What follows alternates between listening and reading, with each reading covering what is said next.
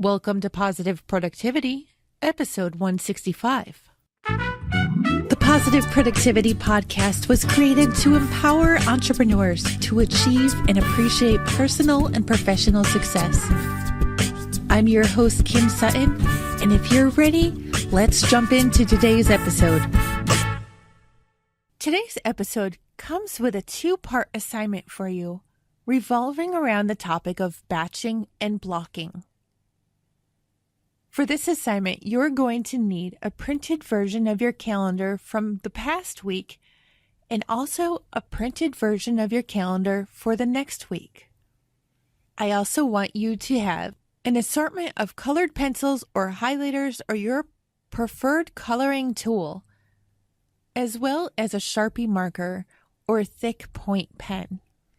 Looking back at the past week, I want you to assign one color to personal tasks and another color for each client that you work with.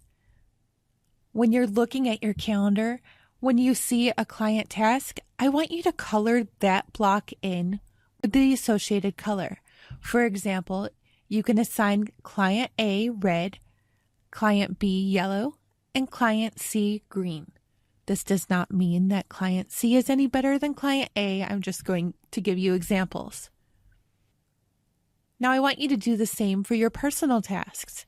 If you have a variety of activities you are working on, for instance, accounting or marketing, prospective client interviews, I want you to assign each of those different tasks a different color as well. Perhaps you use blue, purple, and orange. Now look over your calendar from the past week and color in the time blocks that you spent on each of those activities, personal and client activities, with the associated color. In working with a new client recently, I've asked him to do the same task, and what he was finding was that there were a lot of activities that were intermingled with each other. For example, in one 3-hour block, he would see a half hour of blue, a half hour of yellow, a half hour of green, a half hour of yellow, a half hour of red, a half hour of yellow. This is a lot of multitasking and task switching. So what I recommended is that he try to pull all the yellow activities together to keep his efficiency maximized.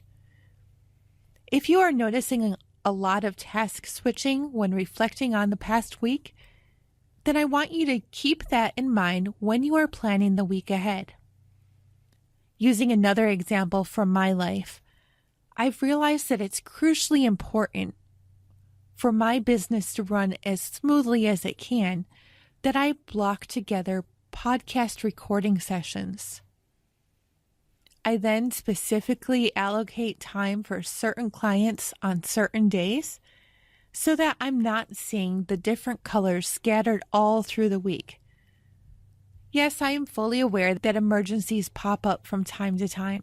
However, if you're noticing that emergencies are popping up quite often, then I want you to figure out what you need to do and perhaps bring it up with a client to prevent these types of emergencies from happening in the future.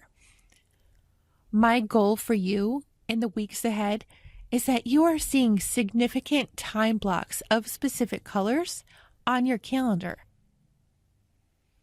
I know this might feel a little bit like a kindergarten or first grade exercise, but trust me when I say that doing this exercise from one week to the next will really help you maximize your efficiency from one day to the next.